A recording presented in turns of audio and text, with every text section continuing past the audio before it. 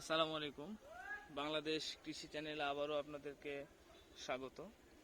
আমরা এবার উপস্থিত হয়েছি আমাদের বাংলাদেশ যে কৃষি প্রধান দেশ, কৃষি প্রধান দেশের সবচেয়ে ভালো এবং বেশি যে ফসলটি আমরা উৎপাদন করে নিয়ে এসে এবং যে ফসলটি বেশি উৎপাদিত হলে কৃষকের মুখে হাসি ফোটে, আমরা সেই আপনারা দেখতে পেয়েছেন ইতিমধ্যে আমরা চলে এসেছি একটু ধানের যে আমরা বিছনের বিয়াতা যেটা বলি বাংলা ভাষায়, বা ধান বিছন চারার যে জায়গাটা বলি, আমরা সেখানে আসছি। আসার পরে আপনারা দেখতেছেন যে এখানে সুন্দর করে পলিথিন পলিথিন দিয়ে পুরোটা একেবারে যাতে বাতাস বা কুয়াশা ভিতরে ঢুকতে না পারে সেজন্যই সুন্দরভাবে ওটা ঢাকা রয়েছে।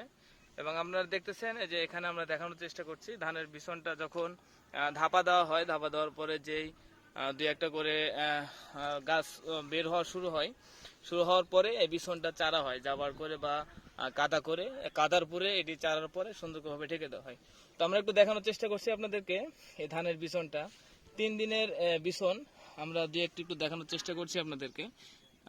এই যে 3 দিন বয়সে, মাত্র 3 দিন হয়েছে এই বিছনটি ফেলা।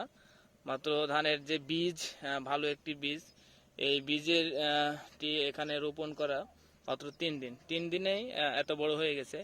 এত বড় হতো না, যদিও এটা পলিথিন দিয়ে ঢাকা না হতো তাহলে আর একটু ছোট হতো।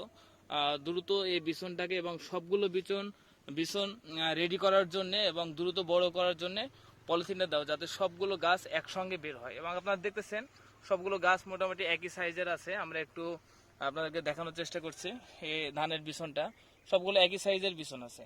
আর আপনারা দেখতেছেন ধানের বিছনটা, আপনারা এর আগে দেখলেন 2 থেকে 3 দিনের বয়সের যে ধানের বিছন বা ধানের বীজ। এবারে আপনাদেরকে দেখাচ্ছি আমরা 8 থেকে 10 দিনের একটি ধানের বিছন। এটা 8 থেকে 10 দিন বয়স হয়েছে। এই বয়সে এই যে আপনারা দেখতেছেন পলিথিন কিন্তু আমরা এখনো তুলিনি। এই পলিথিনটা আমরা এখনো দিয়ে রাখছি। হয়তো 20 থেকে 22 দিন হলে আমরা পলিথিনটা তুলে ফেলবো। আর আপনারা দেখতেছেন আমরা দেখানোর চেষ্টা করছি ধানের বিছনগুলো এর আগে আপনাদেরকে দেখাইছিলাম। এবার দেখেন, আগে ঠিক এই পরিমাণ ছিল, 2 থেকে 3 দিনে এই পরিমাণ হয়েছিল।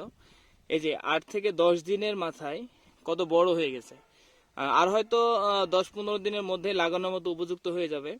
পরবর্তীতে কৃষকরা এই ধানটা একটা একটা করে তুলে নিয়ে গিয়ে যা জমিটা রেডি করে তারপরে এটা রোপণ করবে।